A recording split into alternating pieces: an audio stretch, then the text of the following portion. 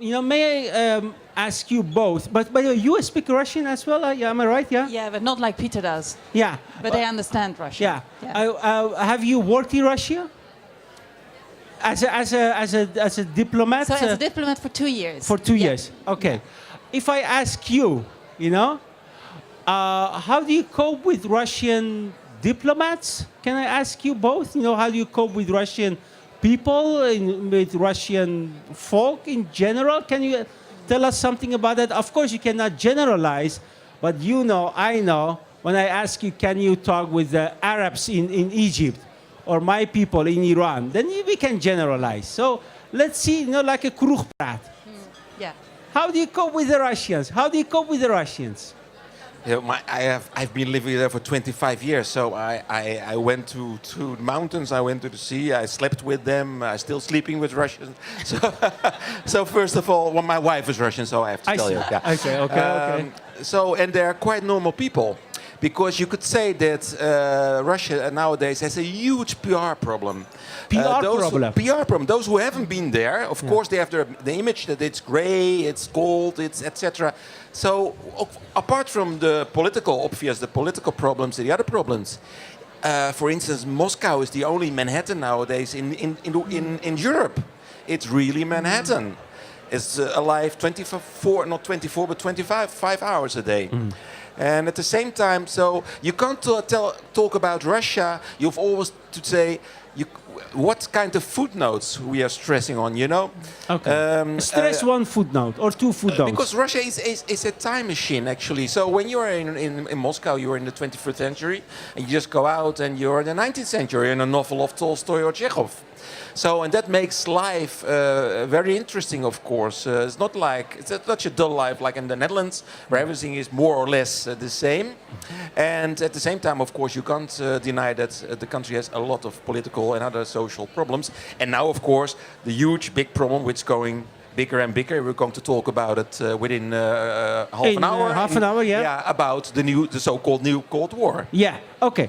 So you didn't really answer my question when it comes to cultural stuff. You said they are normal people like we are, in a way. No. Well, Did if you want say to stretch me, well, if you want to compare Russians, then it's better to compare them with Italians, for instance. They're quite emotional. They're quite warm. Actually, when you live in Russia, you're living in Italy, apart from the food. Okay. For you, because you were spending less time there, maybe you had some cultural lessons before you go there. How do you cope with the Russians in general? Could you please tell me something about that? Well, I visited Russia as a student before I started to work there, and only for 2 years. And I'm not married to a Russian, so I don't have the inside look.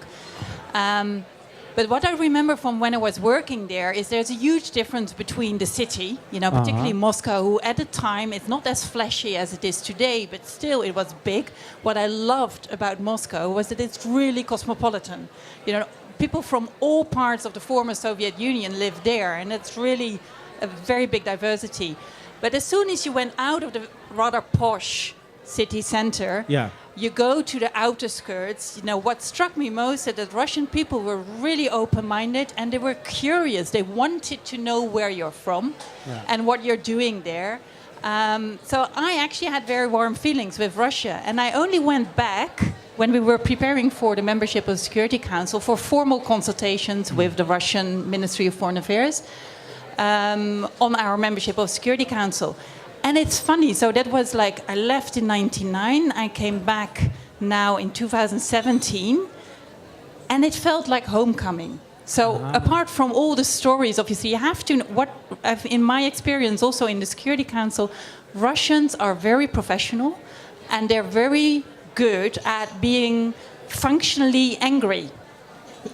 They're functionally angry, so they never take it personal, so they can really say the biggest shit in your face. You leave the consultation room and they offer you a vodka. Obviously, they always do. But, they're friends again. So you have to know the difference between what is their, let's say, instruction, right? What they want to achieve. And they're very predictable in their statements. Okay. Nothing, in that respect, you're completely right. And nothing has changed. But because it doesn't affect your relationship. No, not at all. I mean, in the 19th century, under the Tsars, there was a huge difference between the formal life, of course, and what they told to each other. And especially during the Soviet Union, I vividly remember it. So everybody was talking in the kitchen about what's happening there in the Kremlin. At the same time, they had a different view in the outside world, and still it is.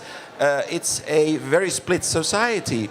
So once you know about it and once you see that, you will look completely differently at Russia, especially what's happening in the Kremlin. And sometimes I think it's a big pity for the Minister of Foreign Affairs. I met him, Mr. Bloch. He was a few months ago in Moscow. And maybe he is not aware enough of that factor. That even if they shout in your face or in the Security Council, they say, oh, you're a big shit and we do not believe them. They are just doing it for the napakaju. They are doing to tell the world, okay, I have to act, but don't take it too much. It's only for the stage. It's for the bühne. You could say that. But at the same time, that makes diplomacy quite difficult, of course. Yeah. By the way, you just mentioned, our seat in the Security Council was, for us, it was a big thing, How about for Russia media, or maybe when it comes to issues like MH17? MH17, yes. So I think that is the biggest pain in the ass, of course. So you could say that, how do you call it, the sword of Damocles is hanging above the Kremlin nowadays, because sooner or later the case will come out, and we are going to start to sue actually those who we suspect from the crime, you could say, the international crime, and they're worrying about it, of course. And now, once the Netherlands has been a partner of the Security Council, it ends this spring or something like that. They have prepared, of course, the case very thoroughly, and there is the case that will take place here in The Hague. So they worry about us. Mariette, if I ask you the same question, when we joined the Security Council, in your opinion, was it like angst? Was it that they had fear about that now we have something to say when it comes to Russia, or we are just a tiny little country in West Europe for them?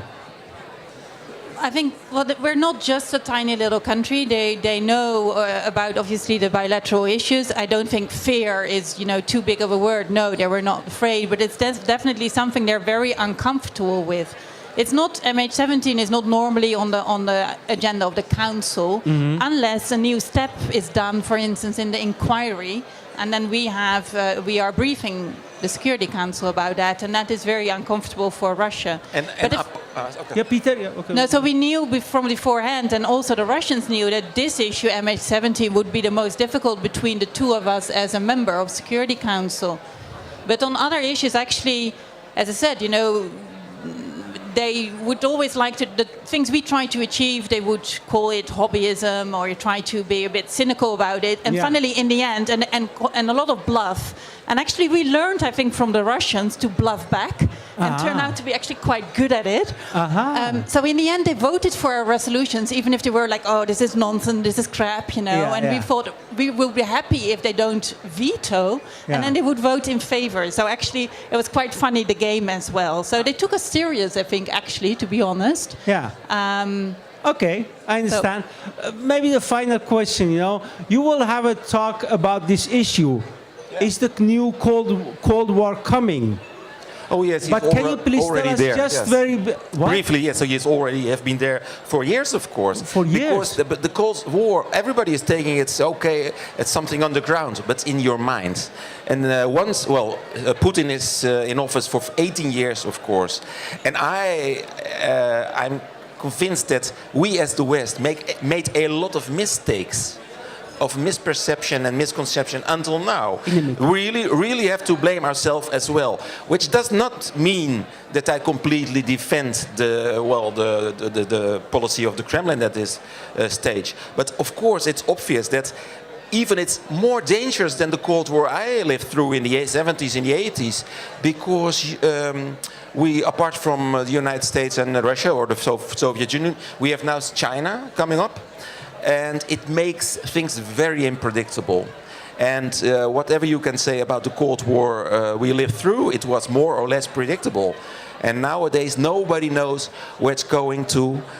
We are really in a very dark situation, and we have to be very careful about our steps. Okay. Fine. The same question for you. What's your idea or your ideas about new Cold War? Because he's very obvious about it. He said he has been there, it has been there, and now it's only we can see it right now. What's your idea about that? Well, I think definitely we've noticed that also in Security Council, the power play is back between the big powers. Yeah. But these are all weakened powers to a certain extent because there's new players as well. So I think Frans Timmermans calls that phantom pain. So we have power playing between three big What players. are you laughing? With phantom pain. Well, I don't think it's true because everybody is counting all the weapons and the nukes. But you only need one nuke and everything is destroyed. Yeah, so when they're talking about power play and the United States is so it's not a matter of nukes, etc. There is a Cold War, and Frans Timmermans, I really like him as a guy, but in that respect, he is wrong. He's wrong. My point was but that you said he's wrong. What? No, I think it Come is. on, Marianne. You mentioned him because you like this phrase. Well, I recognize the wounded lions. Let the behavior. Yeah. So the power play is back. Yes. Between players, at least two of them who are, in my perspective, wounded lions. Yeah. Without the checks that we had during the Cold War. So it's not a Cold War, but it is big power play, and we lost the checks that we used to have during the Cold War, and that makes it a much more dangerous game. Well, okay, actually, yes, because of my profession, I have been in 4 wars already. 2 times in Chechnya, once in Georgia, and the last war I lived through, it was in eastern Ukraine and the Crimea as well. So for us, sitting here together, for the majority of the people, not for everybody, war is a kind of thing you see on the screen. Yeah. But I saw the war just around me. Yeah. The smells, etc. Yeah. So I think unfortunately, the Cold War is back. It's even more unpredictable than it used to be, and we have to take careful. And we need some introspection here in the West as well. To look in our brain, maybe we made some mistakes as well. Because we are very, the cold, so hubris, the word. So we really think a lot about ourselves. Yeah. Of course, we have to defend our system. Yeah. All the treaties we signed, etc. Yeah. We shouldn't give in, but at the same time, we should face a new reality that needs some adaptation and some lenience from our side as well. Okay. Without giving in.